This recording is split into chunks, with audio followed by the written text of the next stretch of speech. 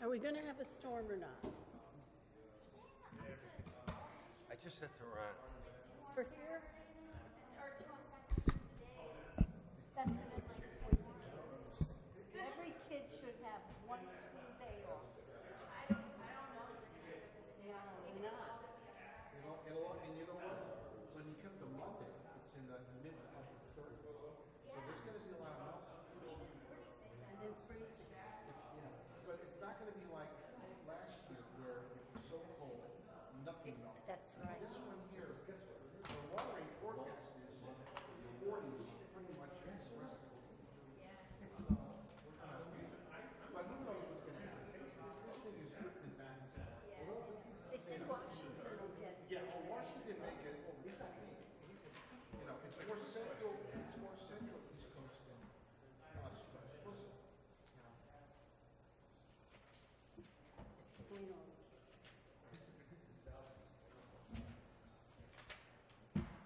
This looks pretty good. So how do I go about the All right, here's what we're going to do. Here's how it goes. I'm going to open the meeting. Yep. I'll have the call to order. Then I'm going to turn it over to you. Okay. And then we're going to ask if there's any nominations for the chair. And then commissioners will, say, I nominate him, I nominate him. Then you'll ask for nominations to please be closed. And your motion is second. Then you, whoever's name is up, names, you over a vote. John, say, all those in favor of John being the chair, say aye. Then we'll take a vote. And then it's going to be Tom, and all those in favor of Tom, blah, blah, blah. And then whoever has more votes is the chair. But I'm gonna say right off the bat, I'd like to stay on the commission, but this is my 8th year as chair.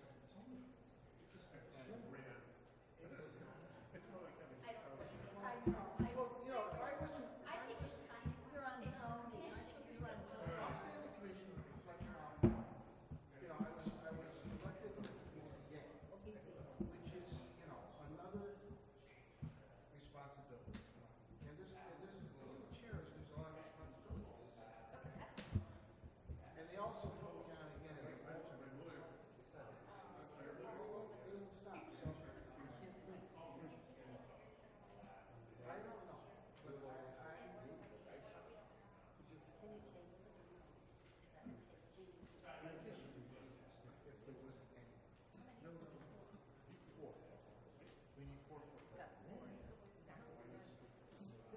There's 7 regular commissioners, 2 alternates. Yeah. So, I mean, that's the deal. And if we table it, and I'm still here,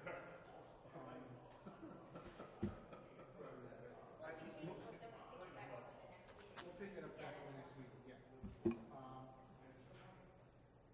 Under old business, after looking at this Sullivan Lane apartment, we'll listen to tonight, but I don't see any reason why we can't vote on it. I have a couple questions. Well, yeah, I do too. I have questions too. But I'm saying in terms of impact and everything else, I don't see why we can't vote on it. You know, just, the thing of it is we keep stretching these things out.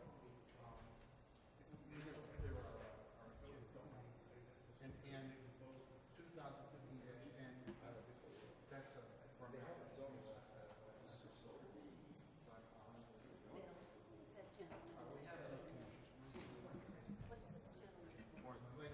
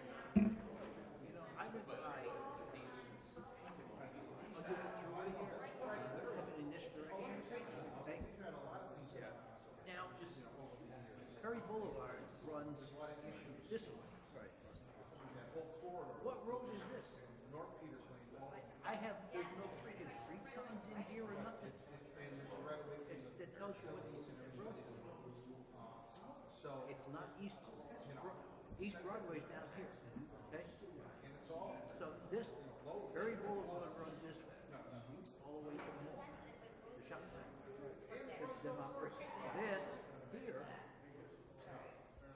is, but yeah, there's no street. I don't know whether it's an extension from over by where the shopping center is. yeah. No, Because the VFW is over here. you have to let it judge me, that this runs. Home Depot. It runs. Yeah, right. Yeah, it runs over to the main. To I'll know.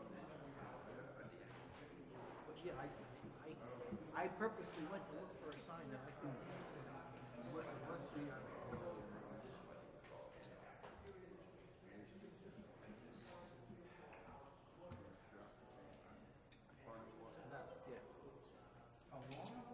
Yeah. Because I was trying to figure out. This is 334. Ferry Boulevard. This is East Broadway. So we were trying to figure out. Well, I was more trying to figure out. I thought East. This was all East Broadway, and the map is showing Ferry Boulevard. But where that building is, okay, with the police sign, that's where it's going. That apparently on that side is Ferry Boulevard. I thought it was over here by Spades, but it's on the opposite side. But it's still called Ferry Boulevard. So that's why I'm trying to figure out where East Broadway ends and Ferry Boulevard starts.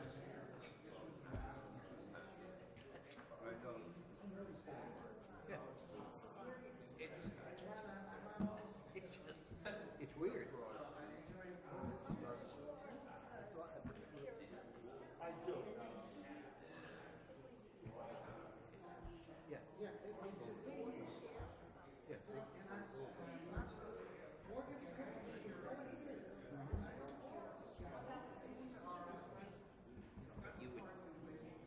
You would think just by general looking at the map, East Broadway continues. Ferry Boulevard goes into Boston. Yeah, see, I don't know. There's no. Yeah, see, there's no street sign from. There's absolutely nothing. You guys ready? Are we ready?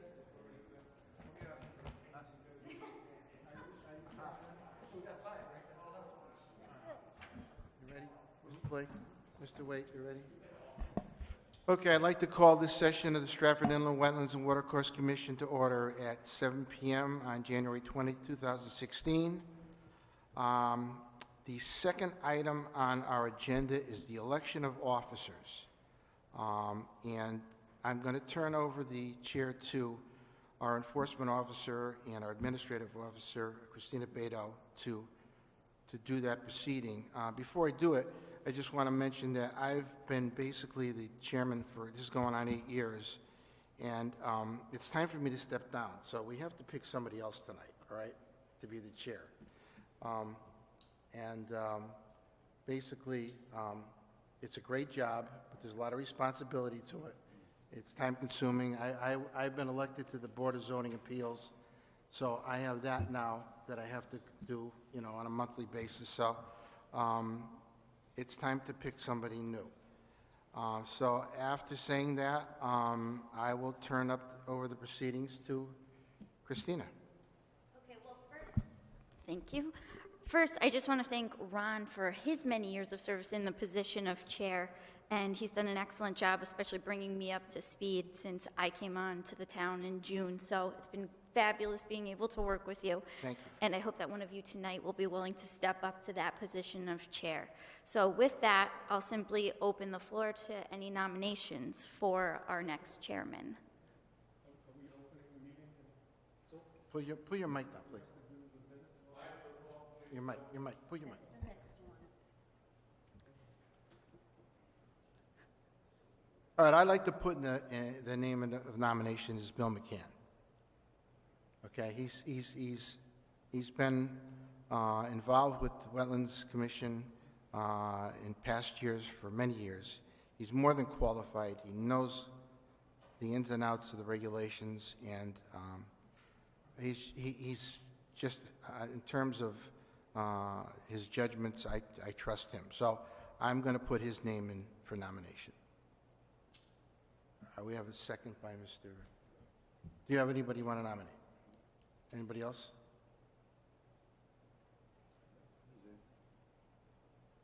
Ask. You ask. You got to ask. Oh, any further nominations? All right, I make a motion that the nominations be closed. Okay, we have a second. Ask all those in favor. All those in favor? Okay, aye. That was easy. So the vote passes, and Bill McCann will be our new chair. Right now. Now. You are the chair.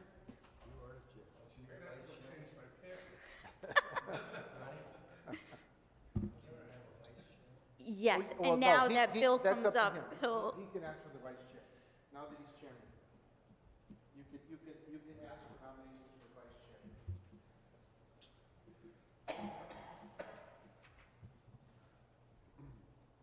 Okay? Congratulations. No, I'm not leaving. I'm just time for me to start. Well, thank you. I'm tired. He's just going to be one of those. I'll still be on vacation. Here we go. congratulations. Oh, thank you, Madam Administrator. My goodness. Are we opening nominations, or do I appoint a vice chairman? Or You open the floor for nominations for a vice chair. am I able to? I'm Nominate? not familiar with to nominate somebody. Sure. Much like the former chairman did. Yes, open the floor, and then you may nominate. I would like to. How do I phrase this? You're going to have to help me here. Now, I'm a neophyte at this. Just so am I. I'd like to nominate Mr. Fay as the vice chairman of the commission. I'll second it.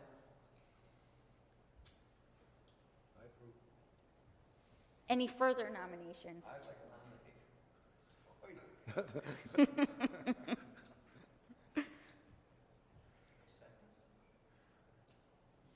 Do I hear a second?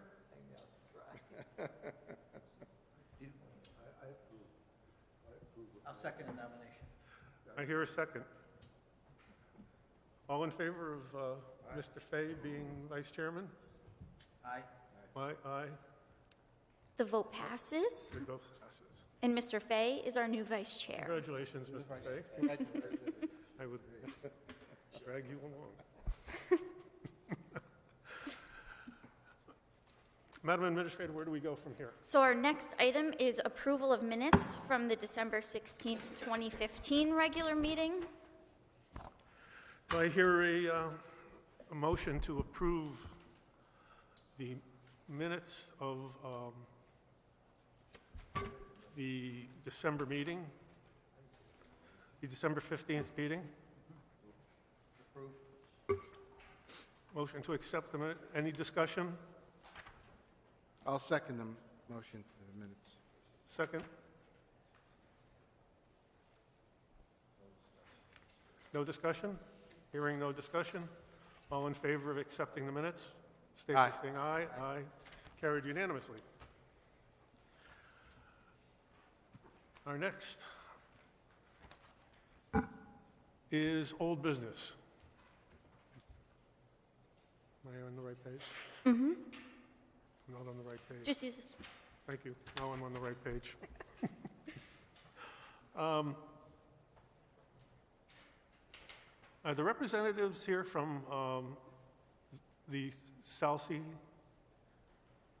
Ferry Boulevard Plaza, Mr. Is there also a Chairman. representative, just 1 second, please. Is there also a representative for the Bruce Brook project? Okay, fine, thank you. I'd like to open Motion to take it off the table. I'll make a motion to take it off the table. Motion to take it off. Thank you. Second.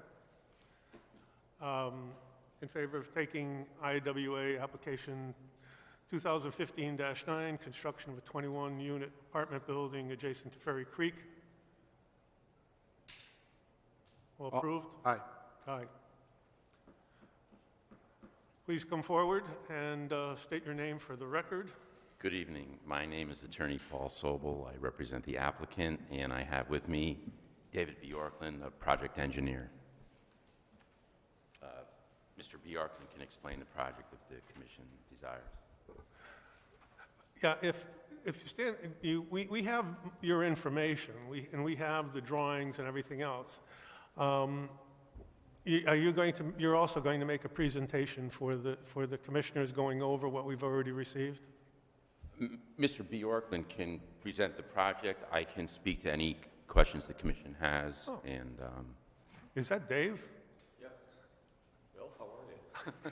Dave, it's been. Excuse me. What, about 40 years? Yeah, about that. A little less. No prejudice, that's all right. Good to see you. Good to see you. Yeah, Dave, if you just go over some of the basics. I mean, we've all received the information package from your group. We've also got the one from Mr. Klein.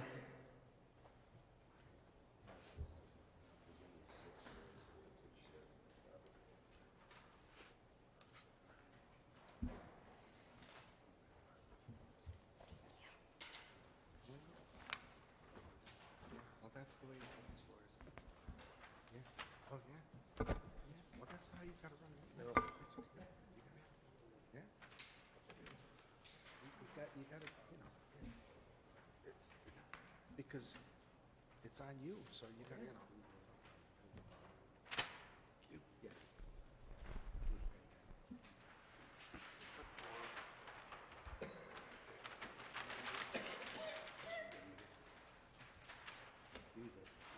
Where one ended and the other one. Good evening, members of the commission. Mr. McCann, congratulations on being appointed chairman. I think. Yeah. Yeah. My name is David Bjorklund. I'm president of the firm of Spath Bjorklund Associates, and we have offices in Monroe, and I'm a professional engineer registered in the state of Connecticut. What I'm going to do is just give a brief overview of the highlights of the project and not get into a lot of detail. If the commission wants to focus on one aspect of the project, I'll be glad to get into more detail. But Christina and I talked earlier today and thought that a brief overview would be a good idea. The property is at 335 Ferry Boulevard, which is really at Ferry Boulevard and East Broadway. If you're familiar with the property, it's been utilized by the Salsi Construction Company for years as their headquarters and their yard, and some of the space has been rented out. The proposal is to demolish the building that's there and replace it with a 71-unit apartment building that is in conformance with the Planning and Zoning's new transit-oriented district regulations. The site contains 1.69 acres, and currently the site is pretty much all developed except for a fringe area right along Ferry Creek.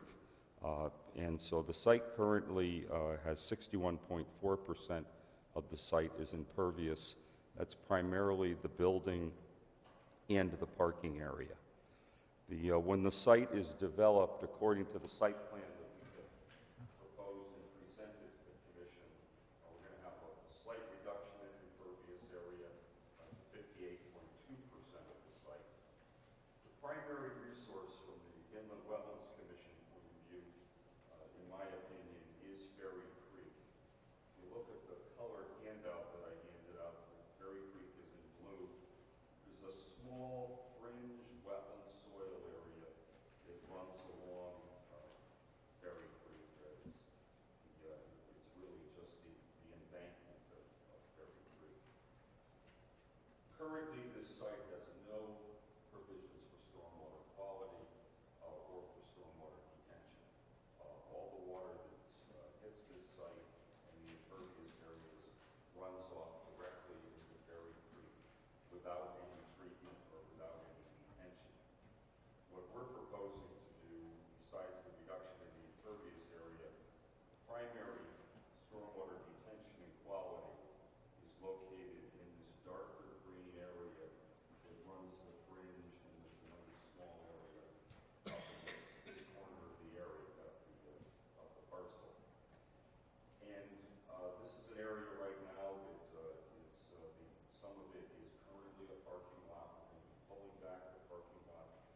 some areas. It's in an area that is very densely vegetated. It's loaded with a lot of invasive species.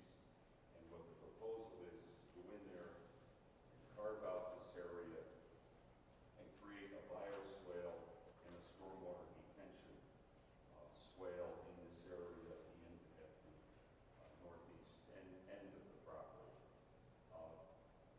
Unfortunately, the site isn't high enough above Ferry Creek or above the water table on the site for us to do a pond. There just isn't, we can't get enough depth to drain this into what you're used to seeing as a detention pond that would be part of a commercial development or a subdivision.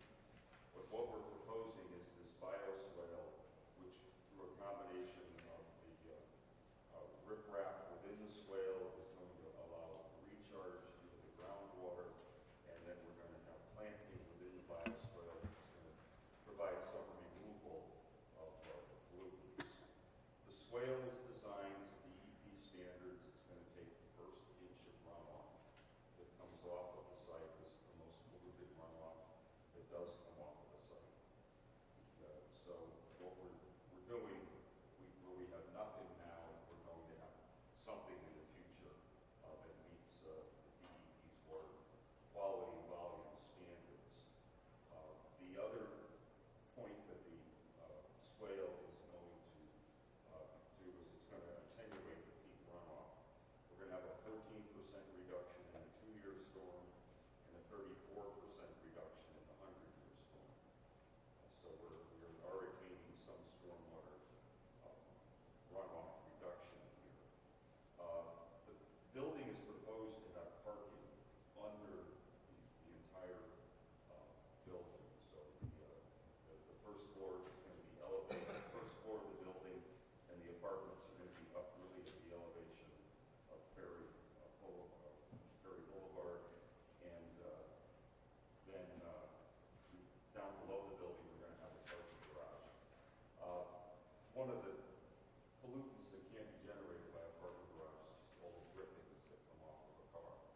We're going to have a series of trench drains within the building itself. They're going to collect all the runoff that's generated within the garage. That's going to go out to a sand oil separator that's in the parking lot. And then from that, in compliance with DEP standards, that's going to be discharged to the sewers and head to the treatment plant. So we're going to collect everything in the garage. There'll be no pollutants that are going to get out of the garage, whether it be sand, salt, or antifreeze, windshield wiper washers, and that sort of thing, are going to be contained within another treatment system.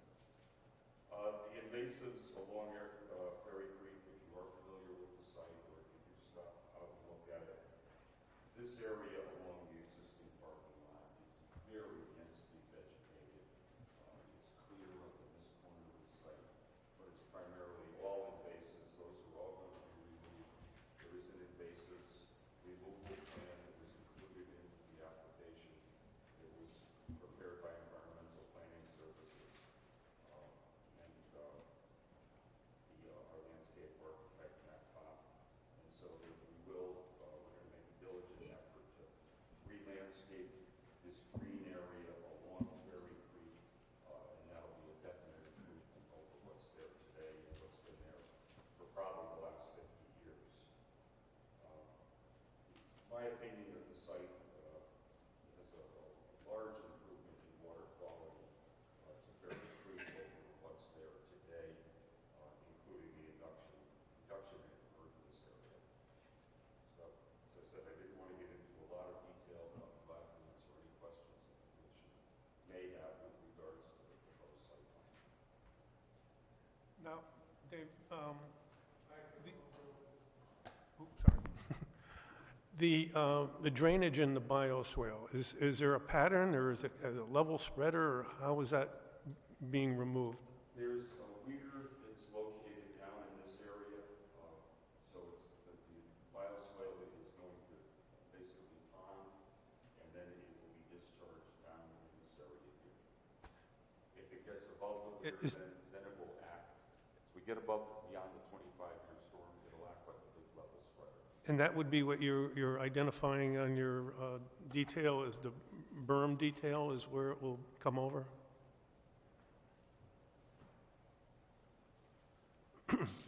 You have bioswale outlet control structure detailed on page D2. No.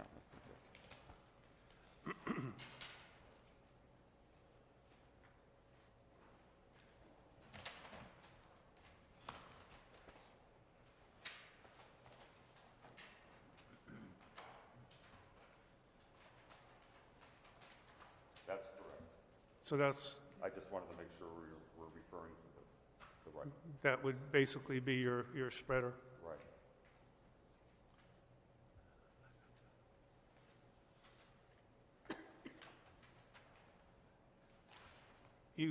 I read your report from Ms. Hardiman in relation to the history of that property as it related to potential soil problems. The one thing that was noted that was not waived by the EPA or DEP was the groundwater VOCs.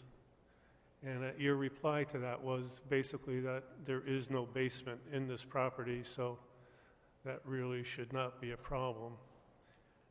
In terms of what you're now telling us is a detail for a drainage underlayment of the lower section.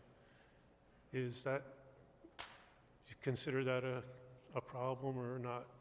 No, the drain that we're proposing to use is a ceramic drain with a flat top to it. It's only 6 to 8 inches deep. We don't have enough clearance over groundwater here to get down into the groundwater. So everything we're doing is very shallow. You're pouring that's going to be a slab foundation underneath the new sections. Yeah. And I'm assuming you're probably going to use some sort of vapor barrier underneath that? I'm not familiar with what that process will be. Okay. Are there any other questions? Given the history of that property, has there been any soil testing done in terms of asbestos under the ground over there and what impact that's going to have? Oh, there's been a lot of testing done on it at multiple times by different firms. And including, Paul, you might want to fill in. Ms. Hardman reviewed, she listed the reports that she reviewed. There's been extensive testing. The results of the testing are that there are substances there, but they don't meet the standards for so-called Raymark waste. And she has written in her letter that we will be able to complete our construction in a way that leaves the site safe. And just so you know, in that same letter from Ms. Hardiman, she indicated that there will be an LEP on site whenever they're doing any sort of soil excavation, which should be kept to a minimum. It's really just for the bioswale area. So she'll be on site. They'll do the proper sampling of the soils as needed to ensure that it's properly disposed of. Yeah, I'm more concerned about the dust accumulation in the air as construction goes on and any particles in the air going downwind into the residential area. There would be minimum excavation, as Mr. Bjorklund mentioned, below grade, and we would, Ms. Hardman or somebody from her office would be on site, and we would have to take all of the precautions we're supposed to take to deal with whatever material is encountered. I just have a few questions as far as maintenance goes. I know that there's sediment traps that were mentioned that are going to be around the parking area itself. And then obviously there's going to have to be some sort of maintenance of the bioswales over time until they've properly grown in. Can you speak a little bit to that?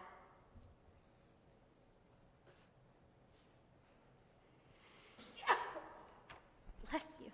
Right, the bioswale is going to require maintenance because although in our experience what we have found is that you don't find a private community or a building like this doesn't spread nearly as much sand on a parking lot after a snowstorm as you'll find on municipal and state highways. But over time, the bioswale is going to require, it's going to have to be inspected, it's going to have to be cleaned of the accumulated sediment.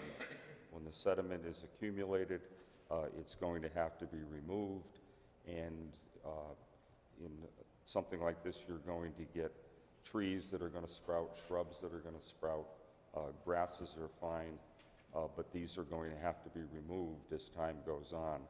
And then there are other additional items about fertilization and other treatment, that's a maintenance plan that's going to have to be incorporated into the condominium documents or the association so that this is done on a regular basis. And I would expect that there would be a reporting system set up that would go to your office that would indicate that this has been done. We can make that a term of the permit. One modification to what Mr. Bjorklund mentioned is that the plan is for the project to be an apartment building and not a condominium, so there wouldn't be a condominium declaration. Okay.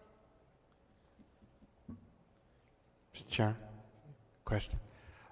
What type of provisions do you have as a buffer between the parking lot and the creek in terms of the fact that you're going to have 71 units, you're going to have a lot of pedestrian traffic, pedestrian activity? What are you going to do to keep people from migrating into the creek area, littering it? Are you going to have a fence? Are you going to have plantings? How are you going to protect that? So the area beyond the bioswale, first off, the bioswale isn't going to attract pedestrians because it's a structure. Okay. It's a channel. So people it would take some effort to get across it. And then from just beyond the bioswale down to the wetland soils, there's a pretty good grade. And what we're proposing to do is, if you look at the landscape plan, we're proposing to plant this area pretty intensively. So I don't think it's going to be attractive to pedestrians at all. And having been around the property for 5 or 8 years at this point, you just don't want to walk down there. Yeah, no, but you know, the harder you make it, the better off it'll keep people from going in there. So that was my question. So thank you. On the drawing you just handed out, it appears that there's a fence line just beyond the pavement. It shows, there's no ledge in here, but is that line with the little circles that's just beyond the parking some sort of fence?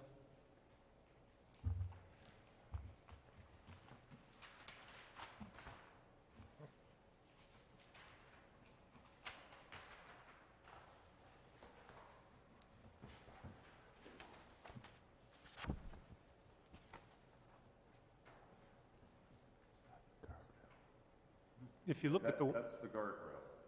That's a guardrail? It's proposed to be a wood guardrail. Okay. Again, to keep people from going into the bioswale.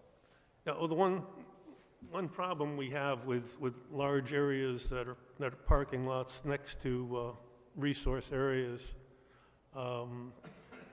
is often blown debris, trash, plastic bags, things of that nature. And in fact, on a number of them, we've actually had, after the fact, the one at Frash Pond is the one that I recall right now, where the strip mall is.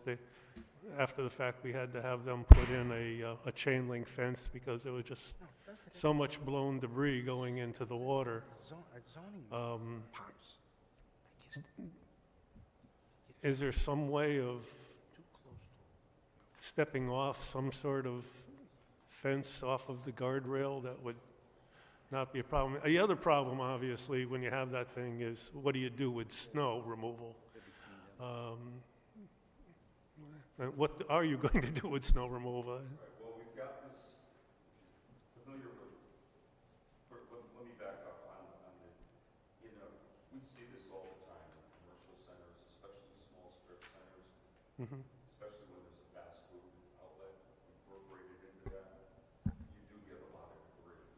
I don't see that same kind of debris being generated in a residential situation, an apartment building. Are you going to have dumpsters for the residents, or? No, we're not having dumpsters, so we're having internal compactors, and that's another point. You know, dumpsters can be big polluters, just the runoff around the dumpster, so no. Good, yeah. Trash is going to be contained. As far as snow removal goes, at the north end of the site, there's currently a billboard here, which is up about 50 feet in the air, if you're familiar with it. And so we're planning on our snow storage is going to take place in the northeast corner of the site.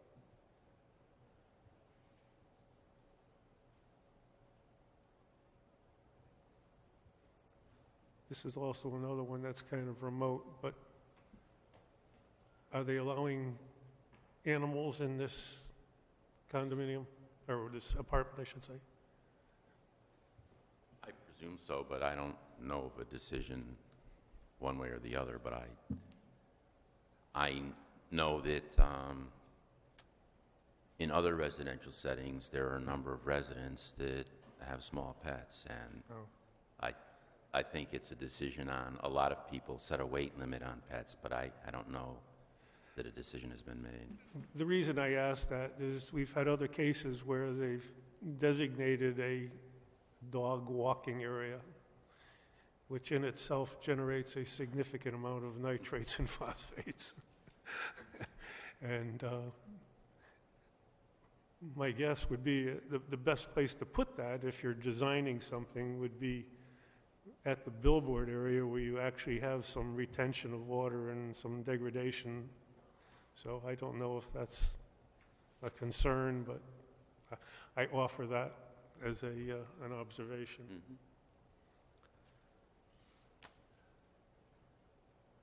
Are there any other questions of the applicant? Hearing none. Madam Administrator?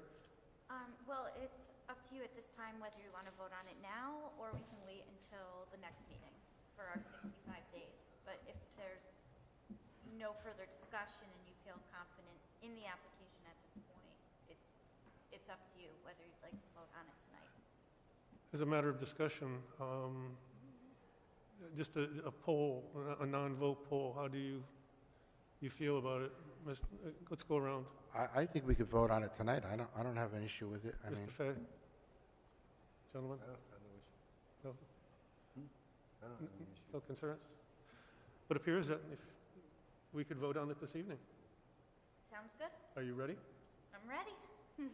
I'll make a motion to approve application, 2015. well, the application number 2015-4. 9. No, I'm sorry. That's 9, I'm sorry. Second? To include the standard conditions and stipulations set by staff. Do we establish a performance bond on this?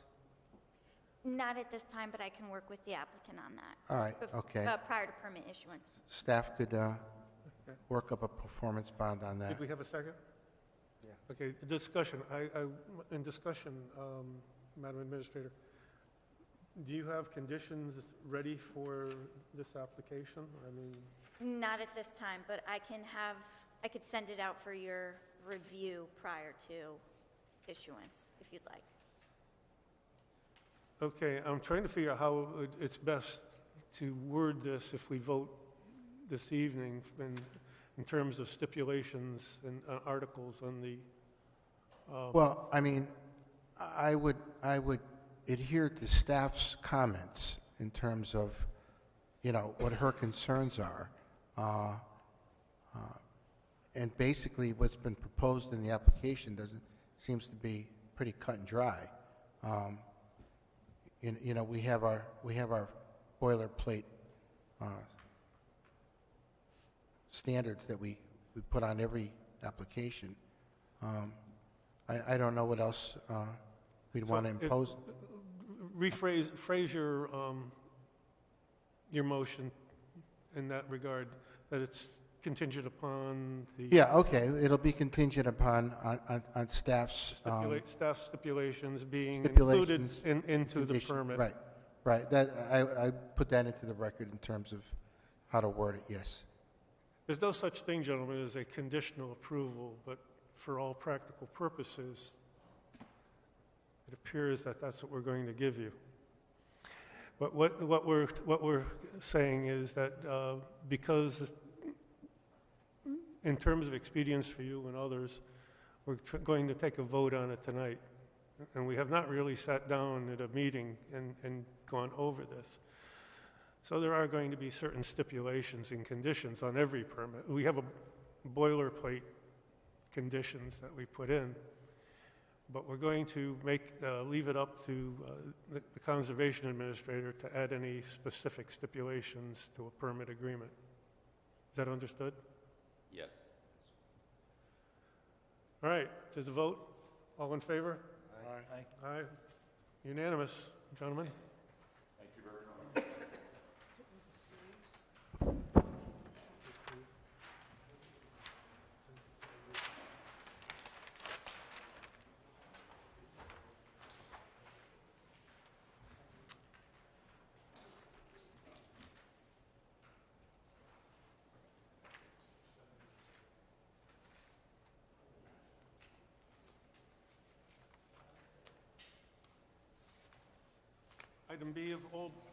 Item B of old business, WWA application 2015-10, storm drainage improvements to Bruce Brook, the intersections of Barnum Avenue, West Avenue.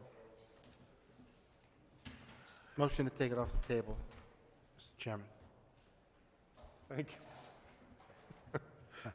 Thank you. We'll get it. We'll get it. We're going to get this, maybe even by next meeting we'll have this. We'll get it. There is a motion to take that application off the table. All those in favor, second, approved. Gentlemen, you identify yourself for the record.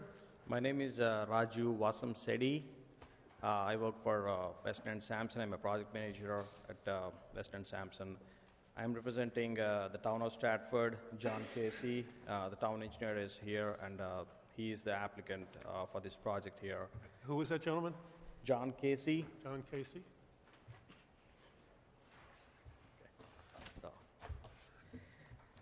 We are the consulting engineers for this project.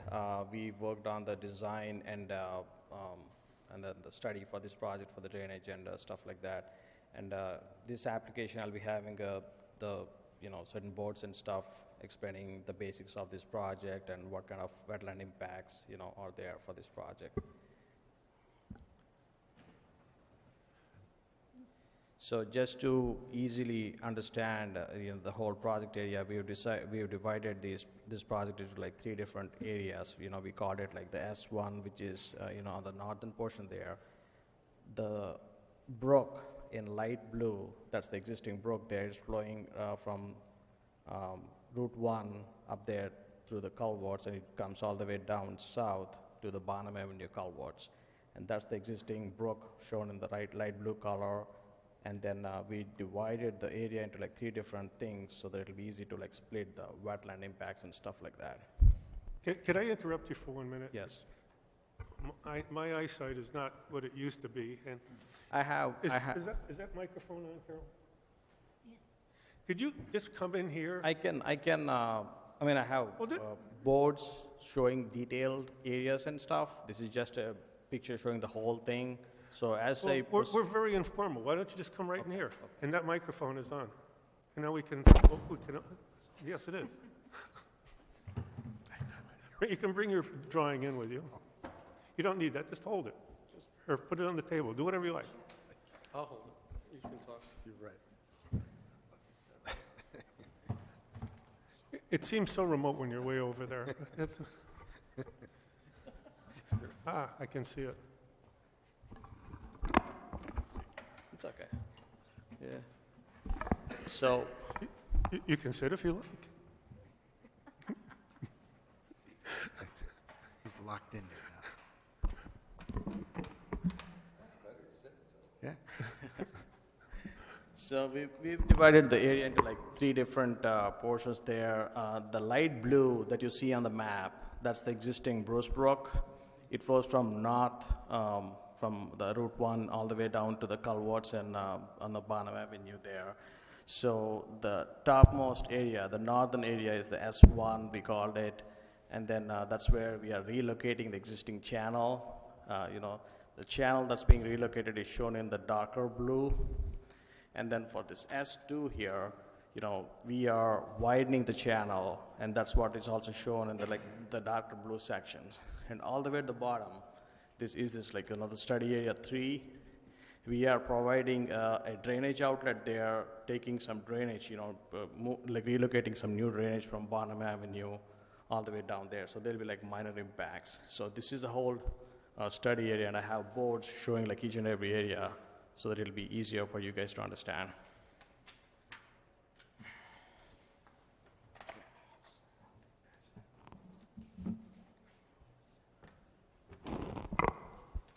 It'll be easier if I stand too. So these are the pictures of the areas that are flooded and at the intersection of Barnum and West Avenues there. These are taken 2010 and 11, where this whole thing floods. You can see the McDonald's, the whole parking lot is underwater. This is happening because the existing Bruce Brook is severely undersized, and it overtops the brook, and it just goes to the Bow Avenue down this intersection, and the whole thing floods, and combined with drainage issues on Barnum Avenue. So these are some of the photos of the existing water course there. This is the northern portion there. It flows in a rectangular concrete channel, and this is just a few feet downstream there. As we come along, it flows like a trickle. It still is a concrete channel. This is the area where we are going to relocate the channel, create a whole new channel, and then we'll be putting a stone on the bottom, like a low-flow channel and stuff like that. And as you go downstream, it's more natural. This is where it's rectangular section pretty close to the Barnum Avenue, these 2 photos. So I just want to put these photos in here to show the existing water course and wetlands. And this is the area where the new outfall is going to go in the downstream section, the area 3. It's going to pop up somewhere here, and this is all the natural stream course. So West Avenue would be to the right side of the... Yeah, West Avenue's over here. Yes. And is that the approximate area where you're going to have the drainage pipe come out? Yeah, it will be approximately here. Yeah, it's approximately. Yeah.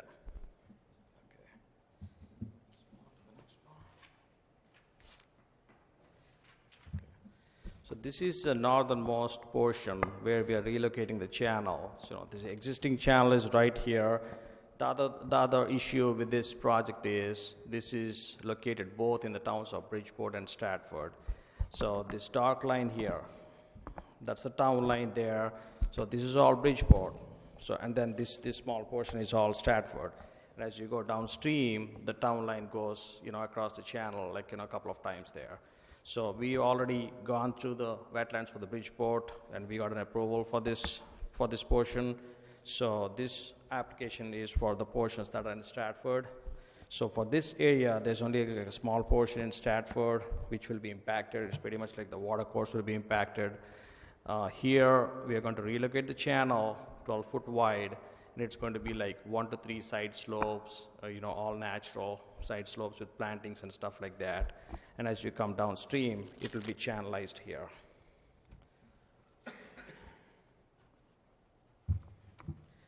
So this is the section for the downstream. So we looked at the section on that side. So yeah, north is like this side here, and this portion is in Bridgeport, and then this portion comes back to Stratford here.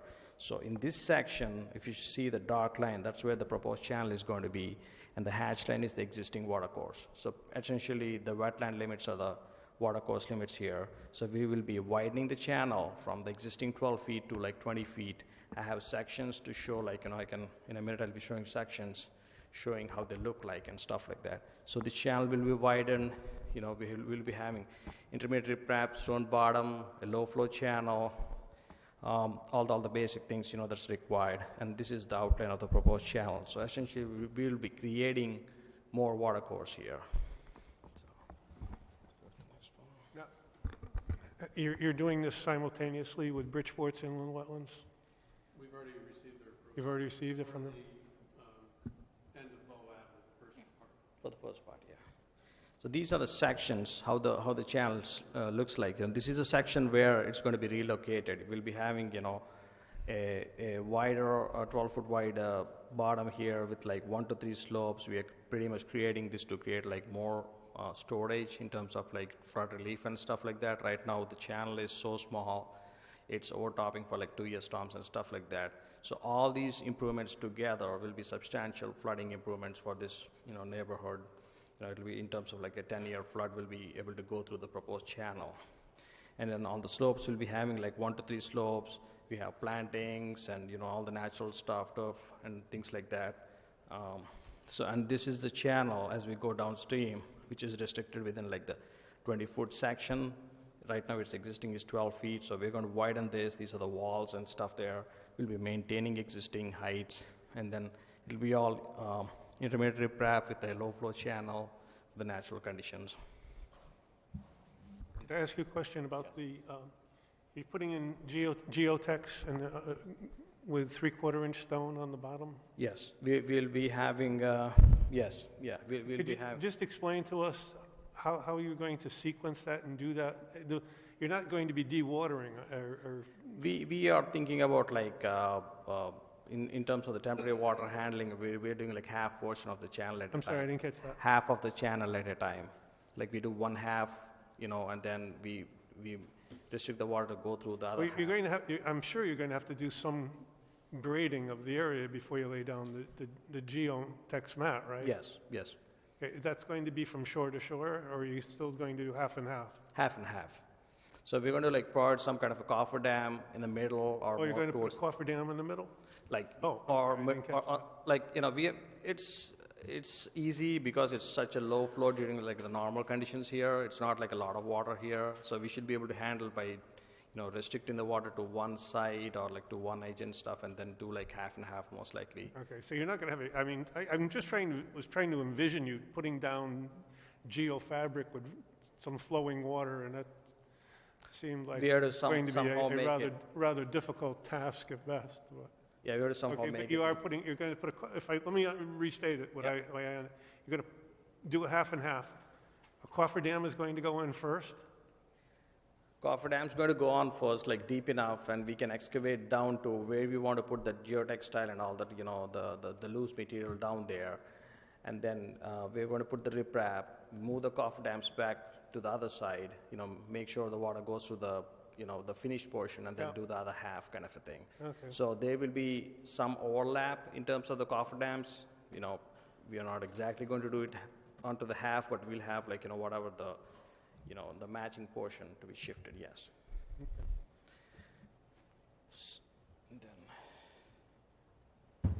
So this is the last portion all the way downstream. Currently, the drainage goes into the Barnum Avenue culverts, and this is a major issue in terms of like everything backs up from here. So we are rerouting this water through a much bigger pipe all the way down here on West Ave, and then it goes down here. So at the outlet, it will be protected from high velocities with this intermediate riprap here. There'll be some grading here. And at the same time, for water quality, we're also having a hydrodynamic separator here. And currently, like, there's a lot of sediment and, there are no water quality, taken care of, like, in terms of what's happening at existing. So there are, like, minor impacts to wetlands here. It's pretty much like we'll be disturbing some portion there, but we'll be regrading, and then it'll be like all, Now, the separator is going to be on town property? Are we doing a taking there, John? Or- We're taking an easement. We're negotiating with the owner right now we're taking an easement over the entire. Are you taking all of the old Stotling property, or are you just Not taking it, we're taking an easement. an easement? So what does that mean for the development of that property? They still be able to, They'll be able to develop above it if okay. most of it's within this wetland setback area anyway. And the town is going to handle the hydrodynamic separator? And that's, okay. So overall, this project, we have like 0.16 acres of watercourse impacts direct, because we are like, widening the channel, relocating the channel, stuff like that. At the same time, we are also creating new watercourse, like 0.18 acres total. So this would be definitely, enhancing the existing conditions there. We'll be dealing with the water quality issues. We're providing like a natural stream bottom for like any aquatic habitat and stuff like that. So, I mean, even though there's like direct impacts, it should be a benefit, overall to the whole project. In terms of what's the purpose of this project is like relieve flooding in these backyards here. So with that, I can take any questions. Mr. Chairman, I have a question. Just so I understand, you're going to widen the channel from Barnum Avenue all the way along West Avenue, and then then this particular water course goes basically almost alongside Bruce Avenue, alongside Bridgeport Rolling Mills, underneath Stratford Avenue, along the cemetery, and comes out on the other side near Surf Avenue, correct? Basically. Yes, but we're not. No, you're not touching that. But what impact is that going to have? Because the worst amount of flooding, other than there, is at Surf Avenue and at the entrance ramp where the turnpike is. If you're going to increase the flow and push more water down to that area, how are you going to alleviate the flooding that happens down that end? That where Stratton Tool is and all in there, and that becomes a pond in there. Is anything going to be done later down that end, or? Well, at the railroad, there's a dam. Okay. The downstream of the railroad is tidally affected. It's tidal, right. Except that there's a tide gate that doesn't allow the tide to come up. Right. But that area hydraulically is different than this area hydraulically. Okay. This water's going to go into Bruce's Pond. Okay. And the dam controls the water flow downstream from there. The dam's right upstream of the railroad. Okay. And those pipes were improved in 1980. Okay. 89. So it's not going to really push the water in that direction. I don't think there's ever been any flooding at Bruce Pond. It's got a very steep embankment, and I think probably the closest elevation to Bruce Pond is probably, or of structure, I should say, is probably 10, 12 feet higher than the pond surface, I would guess. Okay. And it has a dam on it, too. Yeah. But I don't know if that has does that have a regulating structure on that dam? I mean, it has a... I think, does it have a V-weir? To handle the flow, there's a weir. It's really the whole dam is the weir. And then it falls into... It's a step dam? No, it falls into a chamber before it goes out the pipes underneath the railroad. But I mean, the dam spillway itself, is that a level spreader? I'm trying to vision it. There is a weir structure. There is a V-weir? Very broad weir, and there's the bar rack there. Yeah. That traps anything floating there. All the sediment, yeah, because it all washes down. That was the chronic problem. Bruce, at least historically,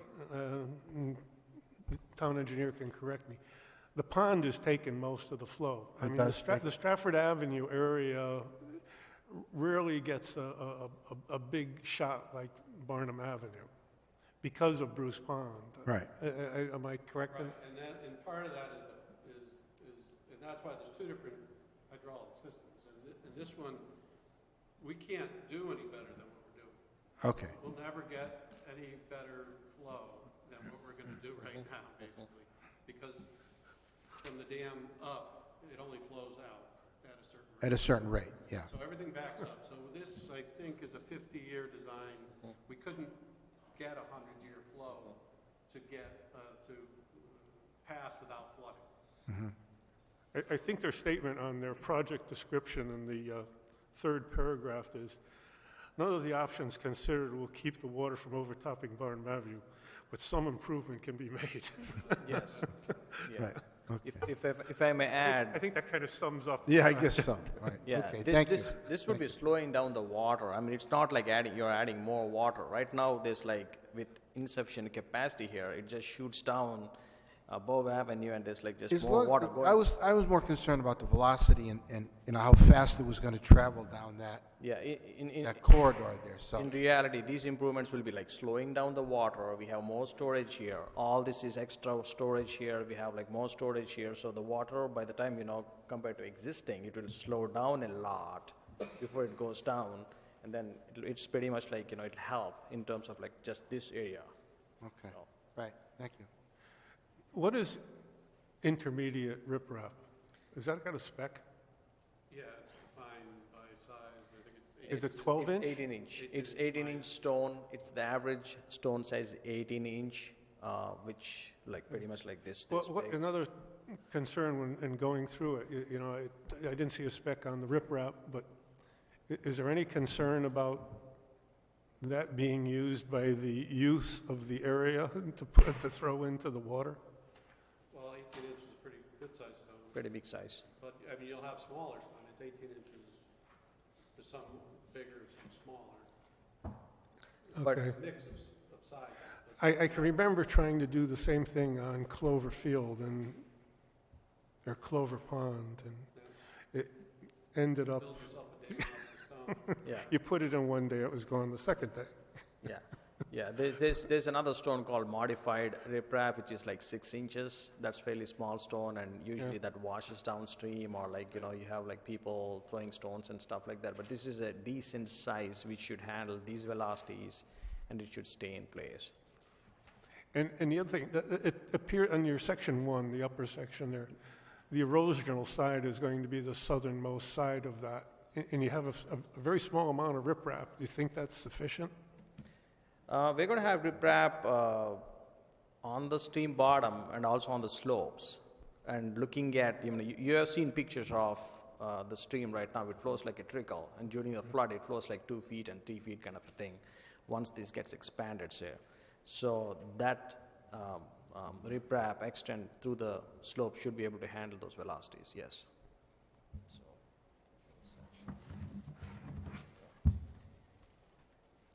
There's stone on this side. So, this is such a big portion while handling the floods. This should be able to take care of the velocities and stuff. Okay. At the same time, these are walls on the rectangular section with the stone on the bottom. Has any consideration, we are having going through the walled section, has there been any consideration to have some sort of velocity dissipators in there to slow down the speed of that water? Or are you trying to get the water through it as quickly as possible? We're widening the channel. So automatically, you're going to have a certain decrease in velocity for the same volume of water that's coming through here.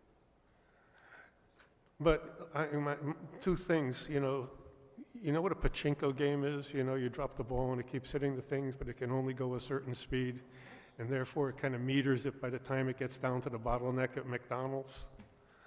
Well, the bottleneck at McDonald's will still exist at some point. If you slow the water down, it's going to back. Yeah, but it's not, The faster the water goes, the less there is. If you put velocity inhibitors in, it's going to be deeper. Right. but it's keeping, my point is, it's keeping it, the area that we're concerned about is Barnum Avenue. Bow Avenue, maybe, but up by Clover Field and all, in that section, really doesn't flood. And that's, that's the receiving points. So if you raise the water level there ever so slightly, it gives you a little bit more time to get down and dissipate to Bruce Pond. I don't know. It's a layman's opinion. And the other thing is that, To your point, if you put obstructions in the channel to slow the water down, you're not going to have the capacity Exactly. that you want. So It's one or the other. Yeah. you're right. But well, thank you. And we need, our ultimate goal here as the engineers is to make sure we're getting all the flow in the channel for the 50-year design storm, and we don't have flow coming out of the channel. And the flow is the same flow, except for right now we have some flow that jumps out of the channel at Bow Avenue. So by widening that out, creating a bigger storage area, we're trying to contain that flow, and that water will be slowed considerably because there's no walls in the channel. It's gonna spread out, and pond for a period of time. It'll be metering out into the widened channel downstream. The widened channel for that volume, that Q, will have a lower velocity, right? Q equals area times velocity. So the area is bigger, so the velocity goes down. And this stream is so flat out there, it's not a steep portion, it's really flat out there, so we have run numbers on velocities and stuff, and this riprap should be able to handle, and we feel like it's not required to provide any other obstructions or like to slow down the, water. But there's still, one of our squeeze points is getting this water back into the variety of culverts down at Barnum Avenue and City Line. That's another issue for another day. We're trying to really do half of a bigger project right now, and that's the stream work. And at some point, we would be, if the town is willing to fund additional drainage improvements, try to make those culverts a little bit bigger to accept more water and get it down past McDonald's. Question, with the rerouting of the storm drains, is the town responsible or is going to be responsible for making sure that those storm drains are clear and they're not, in the past, there's been storm drains piled up with snow and, creates flooding issues. Yeah, Yes. the town's gonna own the area at the end of Bow Avenue where we're gonna do the widening of the stream and the sloping of the walls. So that area will have to be maintained by the town if well, this is on the upstream side. If the,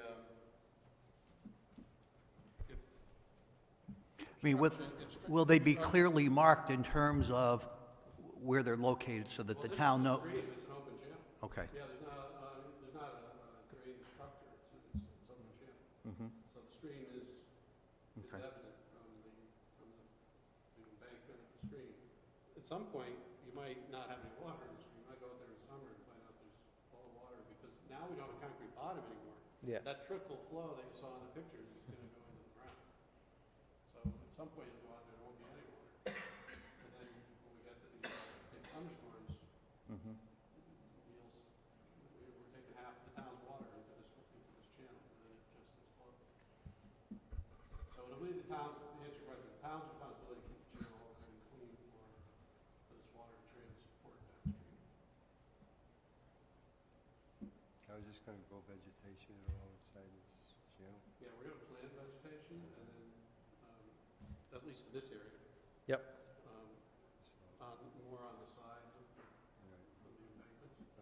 But vegetation's gonna grow. Grow inside. Yeah, we're going to plant some trees and stuff, something similar to what's out there at the existing site, similar trees and some bushes and stuff like that, and then eventually it's going to grow, yes. Can we jump into your erosion and sediment control plan?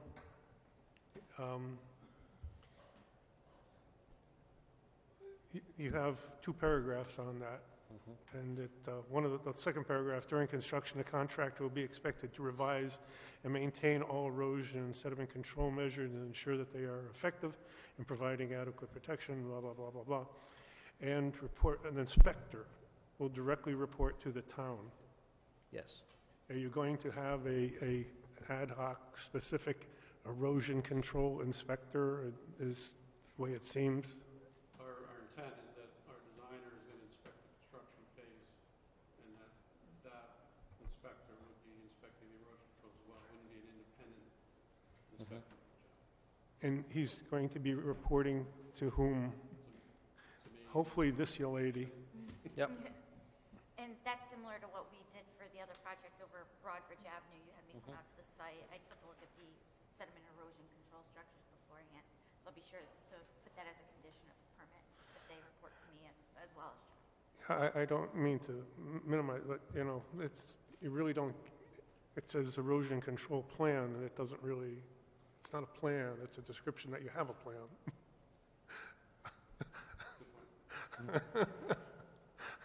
Okay. we will. So I'm assuming that plan that's being described in the description will be offered to this lady, and she will be reported to? We're in the middle of a variety of approval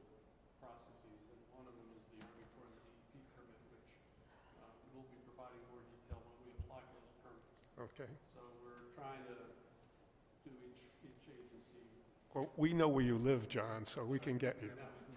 But we will, in fact, if you want to put a condition that, more specifically will be submitted prior to construction for your review and authorization of being inspected if you want at that point.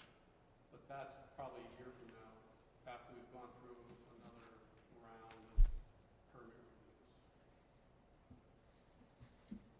Well, the very last one you had on here was your proposed alternatives.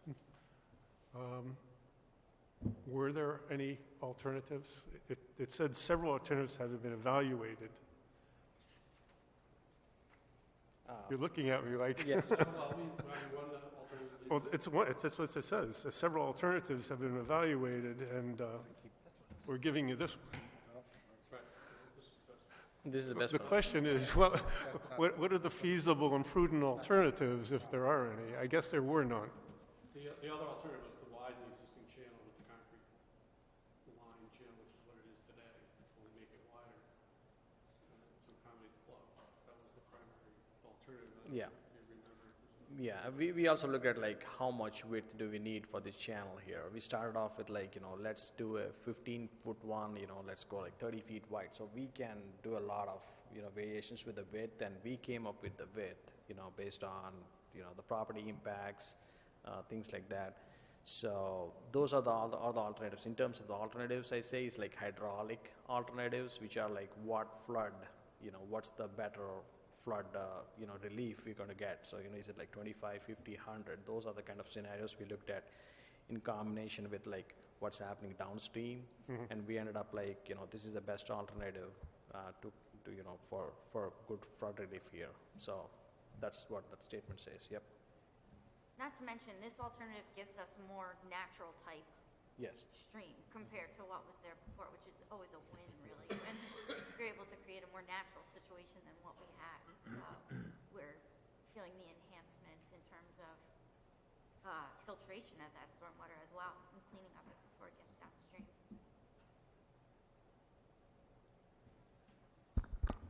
Help me out on this one. I have written down here, emergency dissipator. And somewhere in here you described an emergency dissipator? Energy dissipator? I don't know where it was. Is that familiar to you? If it's not, don't worry about I would it. say this one here.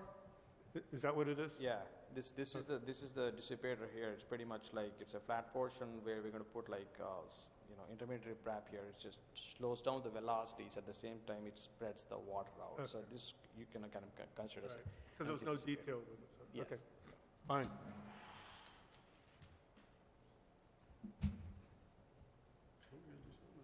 Yeah. I think we're going to have an energy dissipator over here too because of the flow that comes out of this here. So this portion will be pretty much like a dissipator Oh, too. Yeah. questions? None on this side. Questions on this side? No questions on this side. Gentlemen, what do you think? I just have one other comment, if I could just make sure that it's clear, because I just want you to understand that there's 3 different pieces to this, and they're not all going to get built at the same time. So our intention is to start this project first, because that's the least amount of permitting requirements from other agencies. And then our intention is to do this project since we own the property for this work. This project is going to require easements from every single one of these private properties. We're not sure when that's going to happen. Are all 3 of them going to go out in the same bid, or are they going to be 3 different bids? Done separate 3 separate bids? bids. Okay, well, I'm assuming any contractor is not going to want to do it. And one of the concerns is, we don't want to do it during hurricane season or something like that. And it seems like it's common sense that a contractor wouldn't want to have that kind of obligation either. In your bid spec, are you telling them that they're going to have to be concerned about water flows or anything, or is that something we should condition into our permit? In other words, saying, in many of these things, we try to do it in the least sensitive environmentally sensitive time of the year. In this case, I think the sensitivity would be in relation to potential flooding, because it could, in terms particularly of sediment and erosion control, have a significant impact downstream. Do you feel that it's necessary for us to put into our permit that you're going to have to do this with seasonal conditions? We're open to any conditions that you would put on that doesn't conflict with the Army Corps or the DEP conditions. Well, I think maybe we should direct the administrator to look. I mean, there's certain environmental sensitivities. I mean, normally if this was in a different location in the town, we wouldn't want you to be doing it during the breeding season with the amphibians and all the rest of this thing. My knowledge of this area, I don't have a whole lot of concern about that, because the biota in that area are at minimal and not extremely sensitive, let's put it that way. But I do have a concern that, you're going to get yourself into a situation where if we have a cofferdam and half the area graded, and all of a sudden we have a 6-inch rainstorm, we could be going back to zero very, very quickly and having further problems downstream. So that's one of my concerns. I'm going to leave it up to the conservation administrator to think about that, whether that should be a conditional and a permit granting. And what I could do is, after I've given that some thought and written out our conditions, if for whatever reason the restrictions we impose as far as timing somehow conflict with the Army Corps permit or the DEP permit, then we could look at a permit modification if there's really no way around it. But hopefully it'll all fall into place. I know that the DEP or the Army Corps, and maybe also the DEP, but the Army Corps, has a new interest in the bat breeding season.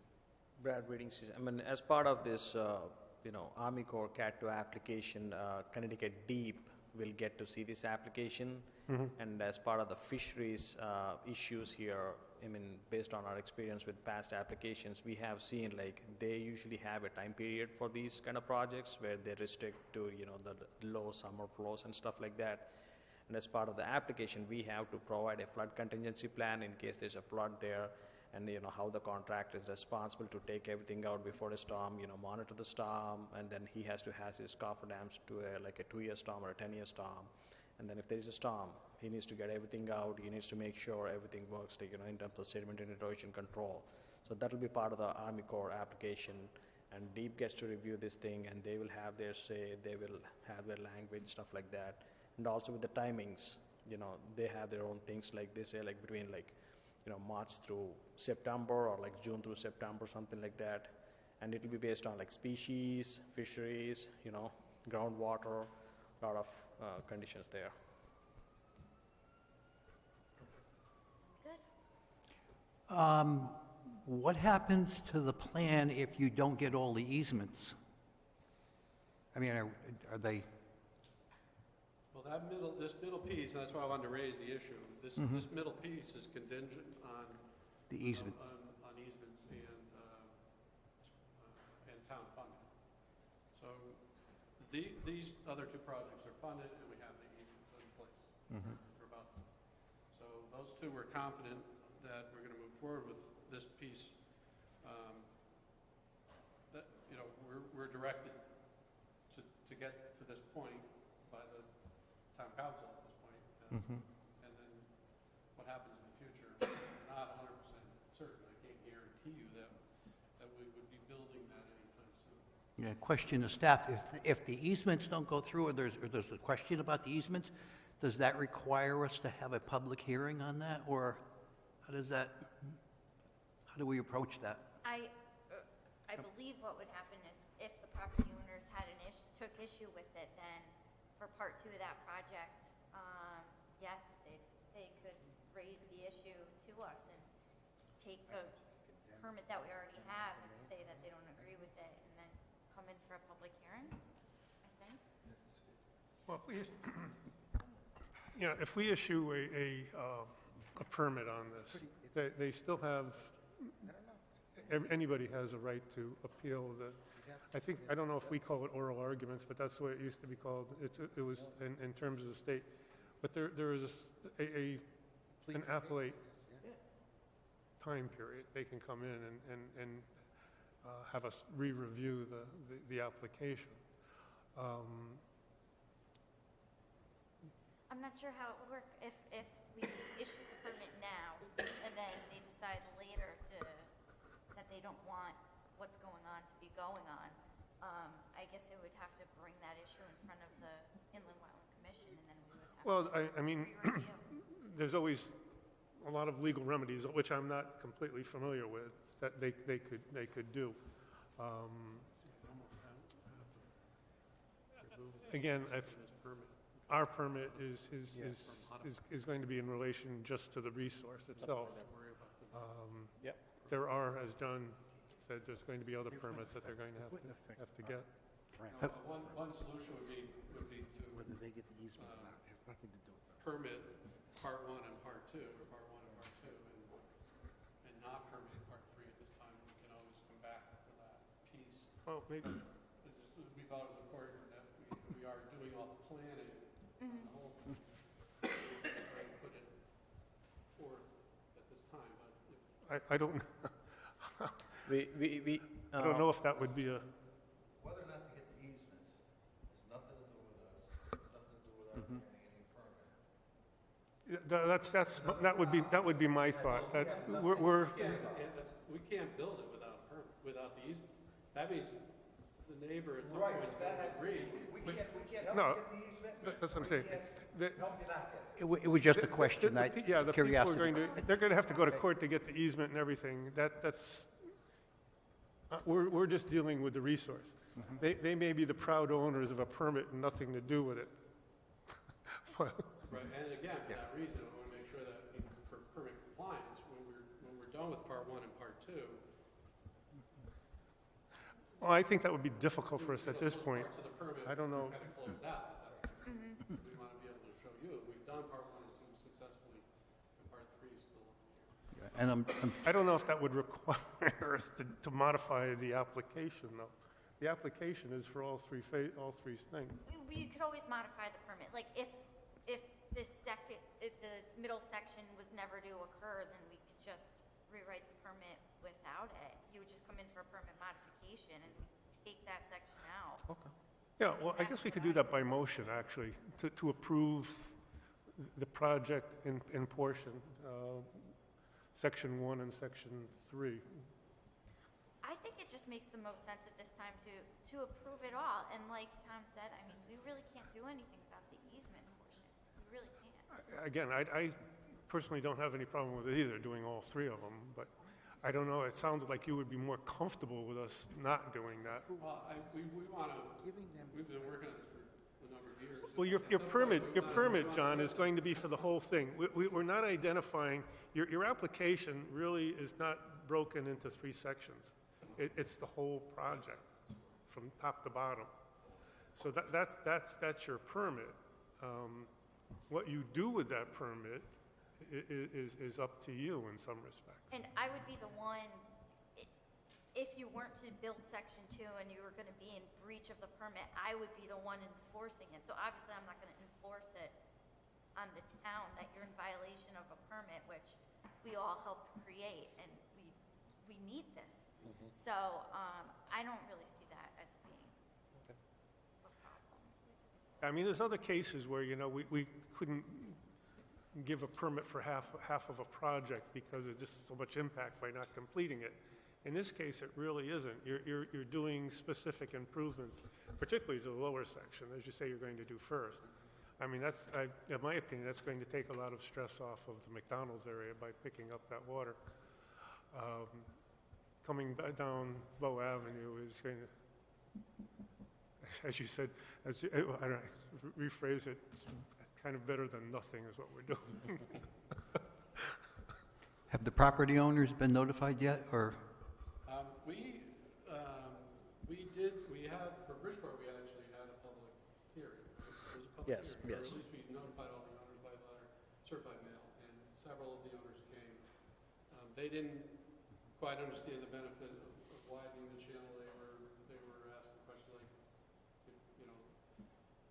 if the walls were increased, then it would be able to handle it, but it was a lot of implications for that, including that this is all in a floodway, and you can't fill in the floodway, so Yeah. it's not an option, but, those are some technical issues that, we're not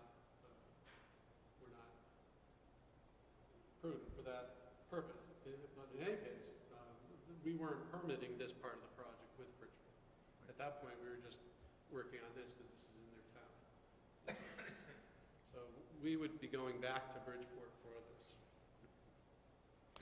We are also pursuing FEMA CLOMAR, like a map change application simultaneously with them, and as part of that application with FEMA, we are providing notifications to property owners, so they are aware of the map changes and what's the project, stuff like that. And at some point, when we would probably, the town is probably going to want to have some kind of meeting with the residents. Rather than reaching out to everybody individually, we'll probably have a meeting when we start the process for taking easements. We'll probably coordinate that through the town attorney's office, the town public works committee to usher that part through. But at this point, we're just in the planning phase of that piece. Yeah, I just hate to see the town spend the money that for the upper and the lower section, and then you get to the middle section, and all of a sudden there's major problems with the residents because you spent all this money, and now all of a sudden you got nothing to show for it. So I'm just. Well, both of these projects will have some benefit, environmentally as well as later on. They're probably going to be more concerned when Tina tells them that they're in a regulated area, and any sheds and anything they're going to have to put up in the future, they're going to have to come through us. Who you won't mention. All right, gentlemen, do I hear a motion? I'll second it. We have a motion to approve and a second. Any discussion? All in favor? Aye. Aye. Opposed? None. Carried unanimously, John. Thank you. Thank you.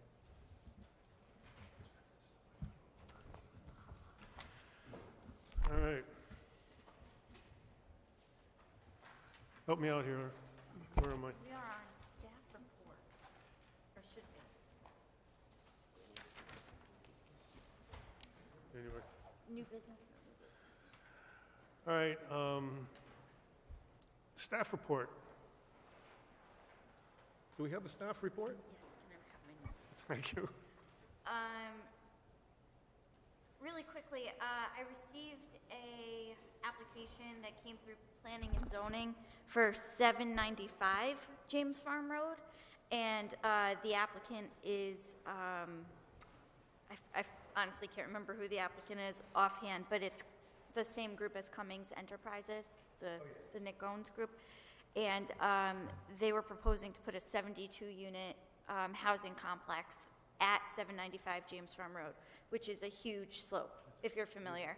And the property itself has a steep slope, probably about a 17% grade, which slopes down into Roosevelt Forest and towards properties on Peters Lane. So even though the development itself is outside of the 250-foot upland regulated area for Cemetery Brook, being that there's going to be an extraordinary amount of fill that goes into making the property the appropriate grade for the project, I felt it necessary that this application be brought forward to the Inland Wetland Commission. However, the applicant does not agree with me. So there will be a hearing that I have to attend on Friday where I'll be cross-examined and have to give my testimony as to why I believe they need to come before the Inland Wetland Commission with a permit, with an application. So I've worked out my entire synopsis of what I'm going to be saying during my cross-examination. I'm working with Town Attorney Florick on that court case. So it'll be this coming Friday, and I will have results for you at the next meeting and let you know how it goes. So that could be something in our future that comes before us. Christina, what number did you say? 795 James Farm. It is, let's see, it's north of 450 James Farm Road. If you go up a little bit, it's on the left-hand side. It directly abuts the right-of-way for It's Eversource. essentially between the power right-of-way and James Farm Road. Exactly. There's a right of way. You know, there's the power line, transmission and line there's some comes other- through that area. Yeah, power line, yeah. It's that narrow strip between James Farm Road and the power line to the west of James Farm Road.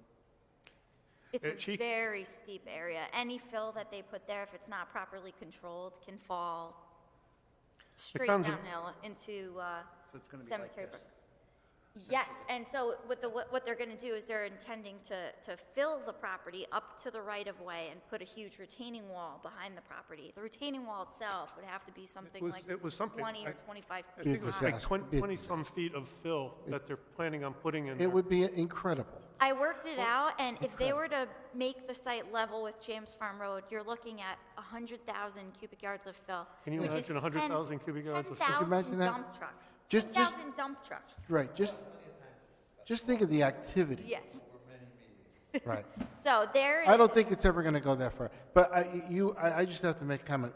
You are absolutely right in bringing your points across that it is a concern of this commission that there is definitely an impact that's going to be imposed on the lowland wetlands and Roosevelt Forest. And if they want to bring it before a judge and let the judge make that decision, fine. But I think to protect you and the commission, you have to follow through on this, so. Well, the Conservation Commission, she brought this to the Conservation Commission as well, and by vote, and they said they also concurred that this is should come before this commission based on the potentiality for impacts. Oh, yeah, I agree. There's no way that you can contain that amount of fill in such a short distance to a resource area. No, it's insane. It is. It's physically impossible. It is. It's crazy. So. And to assume that it is admitting to failure to begin with, though. So that was the bulk of my staff report. I did also hear from Mr. Ezek, who was the intervener on behalf of the Concerned Citizens Group for 450 James Farm Road, and he'd actually like to be considered for possibly becoming a commissioner at some point. So I'll be working with him and the mayor's office to see about having him join. Along those lines, because I read your email, we should also find out about the commissioners that don't attend Yes. the 3 consecutive meetings. I mean, And I know there's a provision somewhere Oh, I've read to it. take them off. And I brought it up. If to you the- want to ask John Florek or, I brought it up to the mayor's office. They're like, try your best to have them formally resign first. But I've been unsuccessful this week in making any contact with Right. them. So the next step would be. Well, I mean, if we have to make a motion for notice, I mean, I'll make that motion that, the authority for you to post notice to the commissioners that do not attend that they are, subject to being taken off the commission. I don't care. But it's not fair to everyone else and to a qualified, person that wants to sit, okay? So, whatever the chair wants to do, but we should really work on that. It's and my recollection is it's in our bylaws. We do have I bylaws. thought so. It's 3 consecutive meetings. You're 3 absolutely consecutive correct. meetings, and I believe, and I'll ask the administrator to look at this, I think it says that we, as a commission, can vote on That's it. what I said. I would make the motion. I mean, if you want to get the wording correct, we could do it next meeting, But okay? why don't we look into it and have Yeah, I would- Christina I look would into it prefer and we bring it Yeah, to us no, for the I don't next have a meeting. problem with it, right. And if it has to come to a vote, so be it. And we'll make them, Fine. take action on it at that point in time. But I think we have to be on a little bit more, let's get a little solider ground. Yeah. Yeah. Christina, can I ask a question? I've been coming to all of these meetings. I maybe missed a handful. I'm still an alternate commissioner? Oh, and that was my other point to the mayor's office. I would like to see you and the other alternates that have attended have the opportunity first to come on. They should fill the I gaps don't know first. who else is an alternate. Exactly. I think Mr. Schlager is also an alternate? There's I thought somebody. he was a full commissioner. I have you as an alternate. I mean, I realize you have to have an... Ed is the other. Ed Cinto Oh, is okay. also on as an alternate. So I would make the recommendation that obviously you have primacy. You should have the first consideration before another person. Indeed. Sorry, I didn't mean to. I would be I didn't willing, mean let's to put it scare you. And even in talking to Mr. Ezek, it's not something he's sure he'd be able to do full-time at this point, so it might be a nice way for him to get his foot in the door by being an alternate. So I'll look into all of that before the next meeting, and we can discuss further. We'll give you names. All right, We'll put a card. somewhere here. Let me have it. Here it is again. We've got no administrative. All right, no administrative permits have been issued. Commissioners Forum, I think we just had it, actually, Yeah, we just, which brings us to number 9, adjournment. Who's first? second. Okay. Did you get that? Right. Wait a second. For adjournment. In favor of adjourning?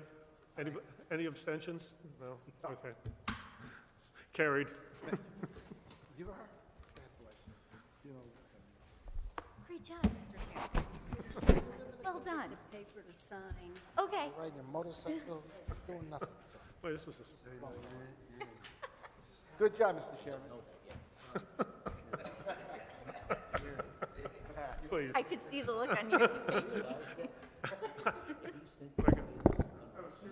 I didn't. Voting that stuff, you're not, if you're an alternate, you're not supposed to be voting. I'm confused. Well, I guess you can vote as long as you're sitting put before the board. Well, if, Yeah, as long as you were there every day. Well, you can get it off. if there's not enough commissioners, He's not there to right. fill that.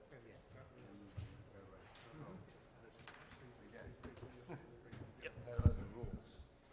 But, Sign it. Right here, yeah. Yeah, do you know I guess the you number, can or I can get that from Gail? back it City in. Hall, unless you know the number. 70, I what did it can't say, show. 76 Zero minutes? zero. It's 011096444. We better check. I don't want to screw up. Okay. And then you too. Thanks, Carol. Did you say just don't ever make me chairman? I'll give you a year. 12 years later.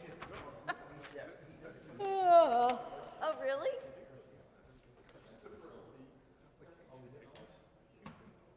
Are you serious? Oh, I just thought you were always on.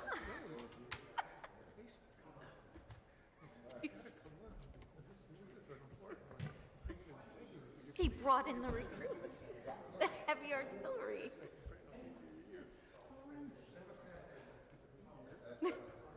I'm sorry. Bill, I'm sorry. This town needs you. Oh, good God.